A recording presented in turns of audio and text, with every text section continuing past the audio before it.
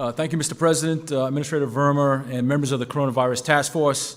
Let me focus on the logistics in our effort to deliver personal protective equipment care packages to those citizens at highest risk and greatest need, those living in our nursing homes across the country. Thanks to the leadership of the President and the tremendous support of the White House Coronavirus Task Force, FEMA will deliver care packages containing 4 items of PPE to more than 15,000 Medicare, Medicaid certified nursing homes nationwide, to include the District of Columbia, the Commonwealth of Puerto Rico, and Guam.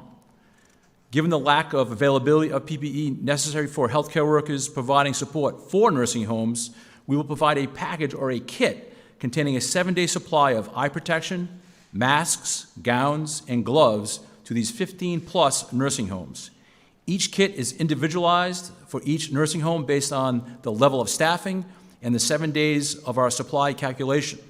Over the course of the next 60 days, we'll be providing each of the nursing homes with 2 separate shipments of 7 days of supplies, totaling 14 days of supplies by the beginning of July. The first shipment of supplies begins next week. These initial shipments will focus on metropolitan area sites such as New York City, Northern New Jersey, Boston, Chicago, and Washington, D.C. The second shipment of supplies begins in early June. The goal is to have all supplies delivered no later than July 4th. Assisting us in this endeavor is Federal Resources, a small business based out of Stevensville, Maryland, who specializes in chem bio equipment support with focusing on kitting solutions for the Department of Defense.